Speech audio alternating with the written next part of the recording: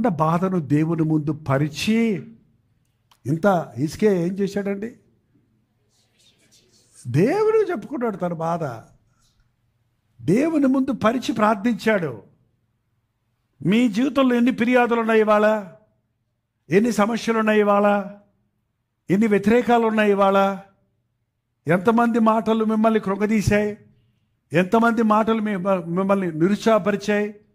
ఒకవేళ బయట వాళ్ళు కాకపోతే నీలో నుండి వచ్చే మాటలే, నీ హృదయంలో వచ్చే తలంపులే. నేను పనికిరానోడిని, నేను చేతగానోడిని, నేను బాగుపడ్డం, నా భవిష్యత్తు ఏమైపోద్దో, నేను ఎలా బాగుపడతాను, నాకెలా డబ్బులు వస్తాయి, నాకెలా కుటుంబం కట్టబడుతుంది, నాకెలా బిడ్డలు పుడతారు, నాకెలా రోగం తగ్గుద్ది, నాకెలా నేనేంటి అనే నిరుత్సాహము నీ దగ్గర నుంచి వస్తుందంటే అవి అష్షూరు రాజు మాటలే.